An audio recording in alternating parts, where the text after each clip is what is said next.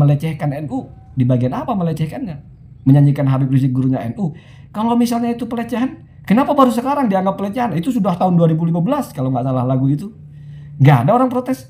Baru muncul sekarang protesnya. Sebetulnya kenapa ditolak begitu? Atau jangan-jangan karena cucu Nabi palsu? Mestinya begitu, karena kalau begitu yang paling relevan lah bahasanya ya. Karena bagi mereka ini cucu Nabi palsu, jadi nggak boleh baca sholawat di sini.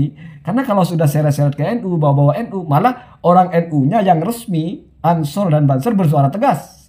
Penolakan itu tidak melibatkan kami. Kalau ada anggota kami yang melibatkan diri dengan mereka, akan kami berhentikan atau silakan berhenti dengan sendiri. Masih bicara tentang penolakan Habib Syekh di Banyuwangi. Di sini menarik tulisan ini, ada seorang pemuda yang menamakan diri sebagai pemuda NU Banyuwangi. Jadi dua elemen penting yang mengikat pemuda tersebut yaitu NU dan Banyuwangi.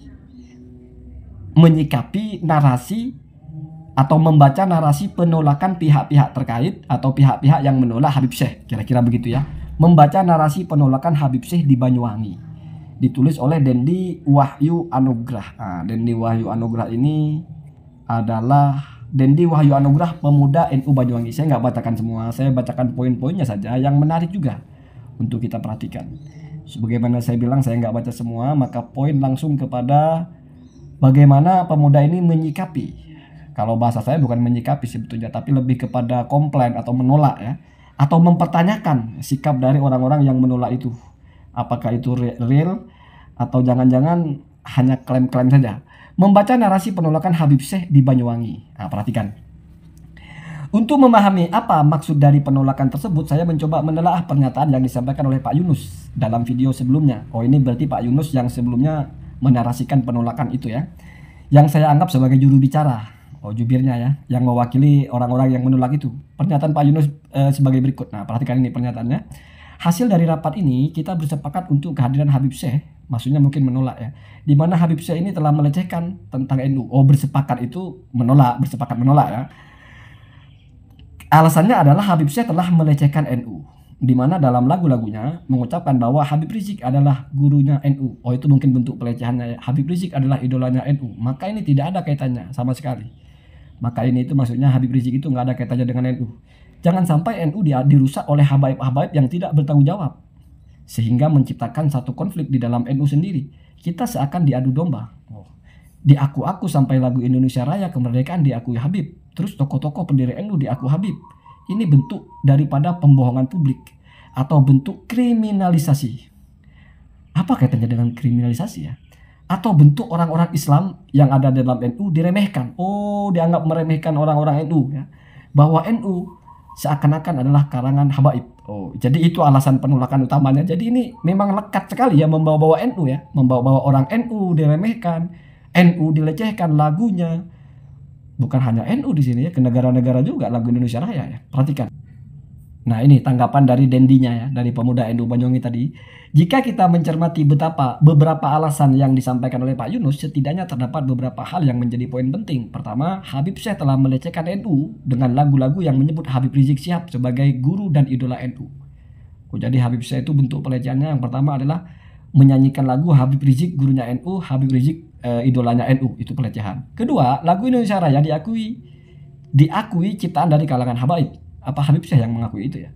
Ketiga, NU diakui sebagai karangan para habaib. Oh, Habib Syekh pernah berkata begitu apa gimana ya?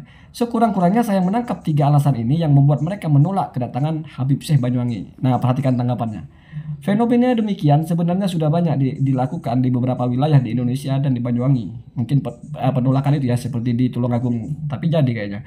Kemudian melakukan gerakan serupa, ya gerakan penolakan. Karena ada kabar bahwa Habib Syekh akan datang dan sholawatan di RTH Maron Genteng akhir tahun mendatang tanggal 13 Desember. Saya tidak akan fokus pada persoalan nasabah alawi yang digugat oleh Kiai Haji Imaduddin dan kelompoknya. Perlu diketahui bahwa PWI Banyuwangi juga termasuk para pendukung Kiai Imaduddin. Bukan hanya PWI Banyuwangi, Pak. Semua PWI itu memang pendukung Kiai Haji Imaduddin. Jadi semuanya itu adalah menyatakan Mbak Alawi batal. Kayaknya begitu. Ada yang sampai mau ganyang-ganyang itu ya. Dan saya juga tidak akan membahas sejarah Nahdlatul Ulama, lagu Indonesia Raya, dan penyebutan Habib Rizik Syihab di dalam lagu-lagu yang dinyanyikan Habib Syekh. Dalam tulisan ini, saya hanya mau mempertanyakan secara skeptis. Ya, skeptis itu mempertanyakan dengan tajam ya. Artinya kok ragu gitu ya. Narasi yang disampaikan Pak Yunus dan orang-orang yang menolak kedatangan Habib Syekh dengan tanpa bermaksud membela siapapun. Nah, perhatikan ini pertanyaannya. Pertama, Pak Yunus menyampaikan bahwa Habib Syekh telah melecehkan NU. Jika benar bahwa Habib Syekh melecehkan NU, pertanyaannya kemudian di bagian mana NU dilecehkan? Saya sepakat jika sejarah NU dan lagu Indonesia Raya dibelokkan itu adalah satu tindakan yang kurang tepat jika tidak mengatakan salah. Tidak hanya untuk para habaib, tapi kepada siapapun yang membelokkan sejarah NU atau sejarah yang lain. Tapi narasi yang disampaikan oleh Pak Yunus kurang begitu jelas tentang pelecehan NU tersebut. Kalau toh alasannya memang hanya persoalan lagu, mengapa tidak meminta pihak penyelenggara untuk memastikan bahwa lagu-lagu yang dianggap sebagai bentuk tindakan pelecehan tersebut atau terhadap NU tersebut tidak dinyanyikan? Jadi yang pertama, apa urusannya orang ini pernah nyanyi lagu itu lalu nggak boleh hadir gitu? Mungkin kalau mau lebih tajam, kalau memangnya itu pelecehan NU, tapi kok Ansor dan Bansernya malah tegas tidak terlibat dalam penolakannya? Nah, itu mungkin pertanyaan yang lebih tajam karena beritanya belakangan ya, ini kan sebelumnya ya. Mungkin kalau mau saya tambahi, kalau ada narasi seolah-olah ini ditolak karena bermasalah dengan NU, tapi Banser dan Ansornya malah nggak ada masalah, nggak nolak kan gitu. Nah, itu menarik sebetulnya. Kedua, lagu Indonesia Raya dan NU sebagai kalangan para habib. Jujur saya mendengar alasan ini tidak begitu paham apa yang sebenarnya menjadi pokok persoalan mereka yang menolak kedatangan Habib Syekh. Kalau persoalan lagu yang diaku-aku dan para pendiri NU diklaim dari kalangan habaib, bukankah untuk membuktikan ini perlu melalui jalur akademis dengan penelusuran sejarah dan pembacaan yang ketat?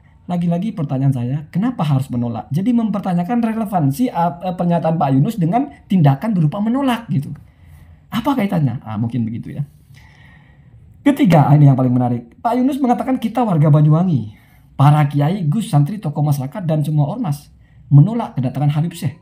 Mendengar pernyataan Pak Yunus, si harimau belambangan itu, saya justru skeptis. Kalau yang disebut warga Banyuwangi, pertanyaan saya, warga Banyuwangi yang mana? Ya, jadi memang agak susah ya kita mengklaim warga Banyuwangi yang mana yang undang bupatinya kok. Memang bupatinya bukan orang Banyuwangi. GP Ansornya aja nggak nolak, NU Banyuwangi juga nggak nolak, gitu ya.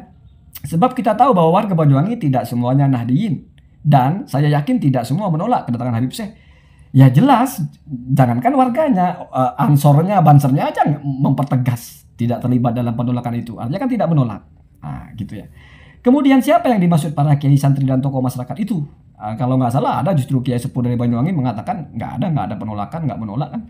Kiai dan santri dari pesantren mana? Ya itu memang harus disebut ya, biar ketahuan. Sebab kita tahu pesantren di bumi Belambangan ini sangat banyak. Terakhir ini membuat saya semakin skeptis. Jadi kok ada klaim-klaim warga Banyuwangi, kiai, terus santri, tokoh masyarakat, dan semua ormas, apalagi semua ormas ya. Maka perhatikan di sini. Terakhir ini membuat saya semakin skeptis. Apakah benar semua ormas Banyuwangi menolak kedatangan Habib Syekh? Apakah NU, Muhammadiyah, LDII, Al-Irsyad, dan sebagainya, mungkin pemuda Pancasila, mungkin ormas lokalnya dan sebagainya. Apakah mereka semua itu sepakat menolak kedatangan Habib Syekh? Itu pertanyaannya ya. Sejauh ini saya kok belum menerima bukti yang jelas dan organisasi-organisasi ini. Jadi kok nggak ada suara mereka nolak gitu. Yang muncul PWI, ya wallahu alam dengan siapa gitu. Justru yang muncul Banser Ansor menyatakan tidak terlibat dalam penolakan itu. Artinya kan tidak menolak, Pak, namanya tidak terlibat. Ya kalau menolak kan ya terlibat, tidak menolak ya tidak terlibat. Cukup dibuktikan dengan itu saja sudah bermasalah. Klaim sudah disepakati semua ormas. Ya ormas yang mana gitu? NU, Muhammadiyah, apa mereka menyatakan menolak juga? Ngapain Muhammadiyah nolak orang sholawatan ya? Lagi pula iya ya kalau yang dilecehkan NU kok yang menyikapi malah bukan ormas NU ya. Mohon maaf, sudah dipertegas di Demak itu. PWI itu bukan ormas NU. Jadi dia di luar NU gitu ya. Bukan banumnya NU gitu. Itu ya. Nah, ini ke bawahnya ini sudah tambahan-tambahannya ya penulis. Jadi yang paling poin di sini adalah mempertanyakan relevansi dari narasi penolakan yang diucapkan oleh juru bicaranya yaitu Pak Yunus. Alasannya pelecehan. Kalau pertanyaan saya sebetulnya mungkin lebih ke arah kalau misalnya NU dilecehkan, ya mestinya yang ambil tindakan bukan orang di luar NU. Maksudnya itu kalau secara organisasi NU dilecehkan, mesti yang ambil tindakan entah dengan cara apapun itu adalah organisasi NU itu sendiri. Tapi selama ini nggak pernah ada narasi NU dilecehkan itu. Walaupun nanti bingung kalau pelecehannya apa, menyanyikan Habib Rizik gurunya NU, pelecehan NU, wah susah itu. Karena kalau sudah bicara pelecehan itu kan sudah ada kasusnya, ada pidananya, atau ada kajian hukumnya melecehkan NU. Di bagian apa melecehkannya? Menyanyikan Habib Rizik gurunya NU. Kalau misalnya itu pelecehan, kenapa baru sekarang dianggap pelecehan? Itu sudah tahun 2015 kalau nggak salah lagu itu. Nggak ada orang protes, baru muncul sekarang protesnya. Mungkin itu ya kalau lebih lengkapnya. Jadi mempertanyakan sebetulnya kenapa ditolak begitu. Atau jangan-jangan karena cucu Nabi palsu ya. Ya mestinya begitu, karena kalau begitu yang paling relevan lah bahasanya ya. Karena bagi mereka ini cucu Nabi palsu, jadi nggak boleh baca sholawat di sini. Karena kalau sudah seret-seret ke NU, bawa-bawa NU, malah orang NU-nya yang resmi, Ansor dan Banser bersuara tegas. Penolakan itu tidak melibatkan kami. Kalau ada anggota kami yang melibatkan diri dengan mereka, akan kami berhentikan atau silakan berhenti dengan sendirinya. Itu tegas sekali. Kenapa? Karena penting. Orang akan ingin lihat sikapnya seperti apa. Sehingga ketika ada klaim ini sudah berdasarkan ormas, semua ormas yang mana? Itu kira-kira ya yang ingin disampaikan oleh pemuda ini.